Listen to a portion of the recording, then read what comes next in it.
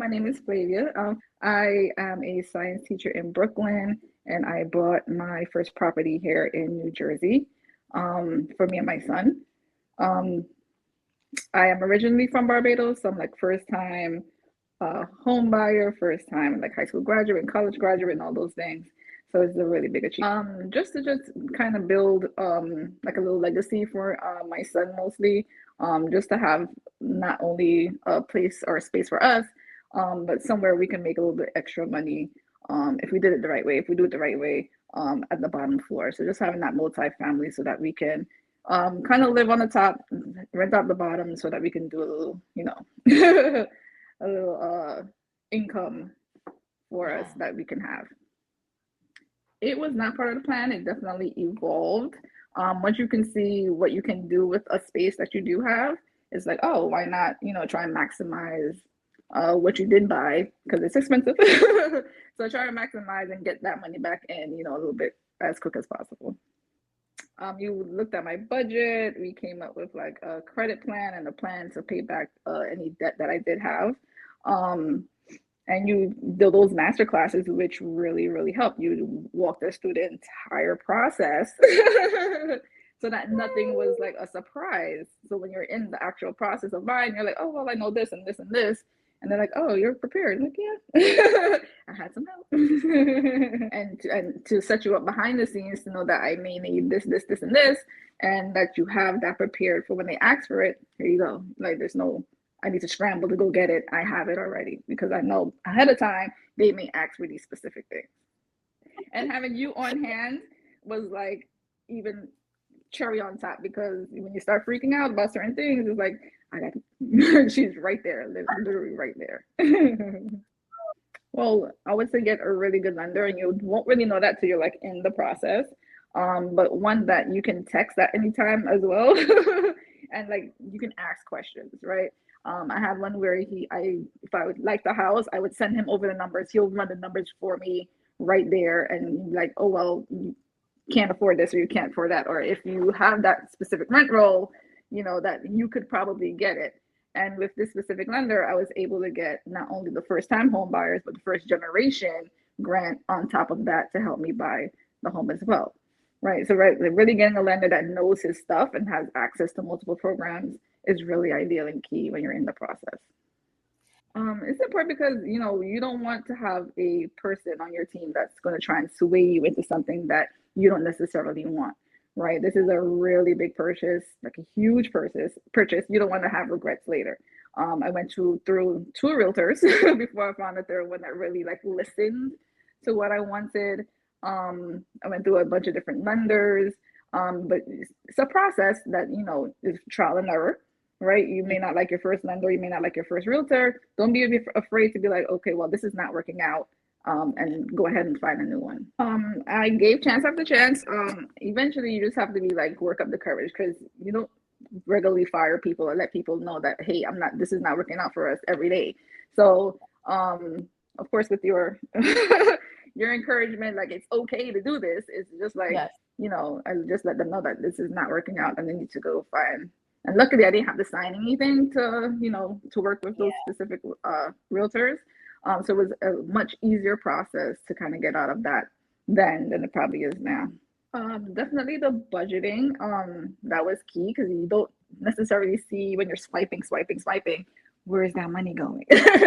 So having that visual was really, really important to see, okay, well, you should probably stop with the Uber Eats so often or, whatever else you're saying.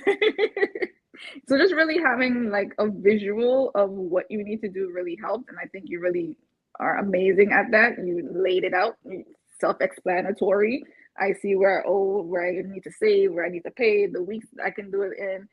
So just really having that was really, really clutch. Even now, even after the buying process, it's like, Yeah. okay. Well, I already had the down payment. But my lender um had access to these multiple grants. So of course, the first time home buyers, that was the 3.5. But then he told me about the first generation home buyer grant as well that he had access to. So that put on another, I think it was like $7,000 on top of whatever our whatever extra grants that they were. So that really helped with, you know, the closing costs, which people typically don't really think about. Even though you know you have to pay it, you really don't think about that part at all. So without that, I probably would have, you know, not have saved as much as I did if we hadn't had found those grants. Whenever I got like a document, I sent it over, you looked at it with me, you went over the fees to make sure it's, okay, this is not correct. You need to go back and make sure that they know that you have this for this particular thing. So you really were on also on the back end, front end and back end, middle end, all of the ends. So through my realtor, essentially, I put up a posting. She put up a posting on like Zillow and all those platforms that are there. I also did that myself to make sure that we're hitting all corners. And you know, like taking pictures and making sure that the apartment is up to date a bit. Getting things like rental platforms where she can pay her rent and get all that stuff together was really essential. Getting ready for it. You can't be prepared for everything that happens because things happen when you least expect it to. But just making sure that you have specific things in place ahead of time really helps. Like low key, you were behind the whole thing. Make sure. Hello, Queen. Hey, hey. Is this what should be happening? Hello. Tenant portal, so they can like do their application and the background checks and all those things. You were heavy behind that, yeah. I would not have known exactly what to do. I probably would have taken just about anything, quite honestly. But making sure like if it didn't have a background check, I could have a crazy person living downstairs. I'm not gonna lie. It took a huge chunk. I was looking at the money when we were saving. It's like, yeah, I got money in the bank. What money in the bank is all gone? So it's like you have to start from scratch all over again.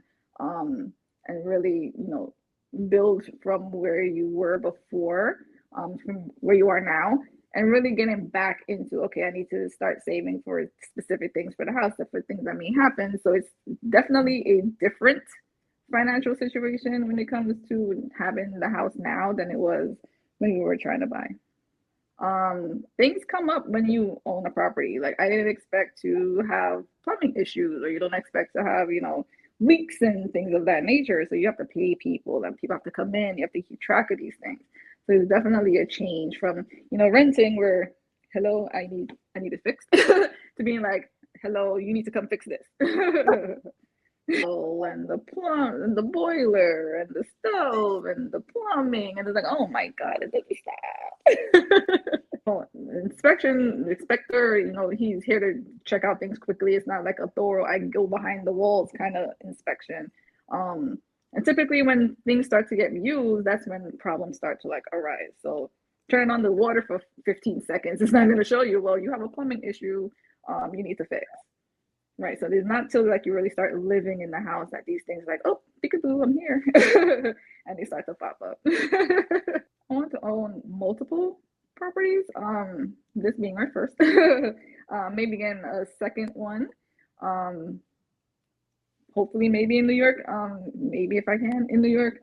But definitely in a different state, and then just having, my single family where I don't have to see people if I don't. My family owns land both in Barbados and St. Vincent, so definitely getting like a Airbnb type situation happening in Barbados.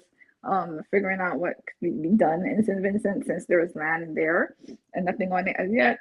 So just like really branching out to those two islands first before I decide maybe I want to go elsewhere. It has its benefits, but it also has its hiccups. You're a landlord. You can't control what the tenant wants or what happens to your building, and it takes a lot of patience. To not freak out and say things and do things you don't want to do. But definitely have somebody behind you. You need a support system. Make sure you have a support system to get through the entire process, because it's as easy as it sounds on paper. It's not. It's a lot of anxiety. There's a lot of waiting. There's a lot of things that you can't control. So definitely have that support system in place for yourself. Make sure it's on par because they look at it, your interest is based on it. So the better the credit, of course, the better interest rate you're gonna get. Make sure you definitely have savings for the down payment. Make sure you're looking for those grants and the first time this and the first time that. Get as much as you can under your belt because it helps and it really does help you save a lot of money in the long run. I would probably save a little bit more money, especially if you're going to get something that needs to be fixed. Definitely have a little bit more money so that you can actually fix the things that you want to fix, or have the money if you want to get a new build. Make sure you have the money for that as well, because just walking in and being okay is okay too.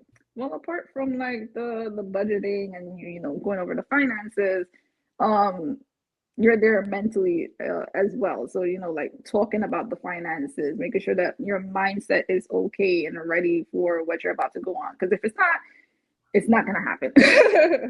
Right? So it's one thing to have the money and be able to go.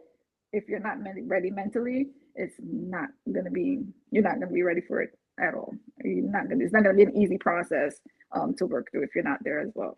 So just having I can text, get in the app like, Queen, help. That was really, really, that was really beneficial to the entire process. Working with you has been, was it 3 years, 2 years, 3 years? And usually when I work with people, it's like if I get even an inkling, I'm out of there. With you, it has been absolutely amazing, right? I think we forged a bond, right? I can come to you for anything, with anything, and you are always, always, always there. So it's been an amazing process. I'm going to continue with this process because I'm proud of us. It's us. You can do it. And Queen Candace got the blueprint. Understand the mind, get the money in line, making boss moves one step at a time. When a house, when a car, you can have it. Top notch credit.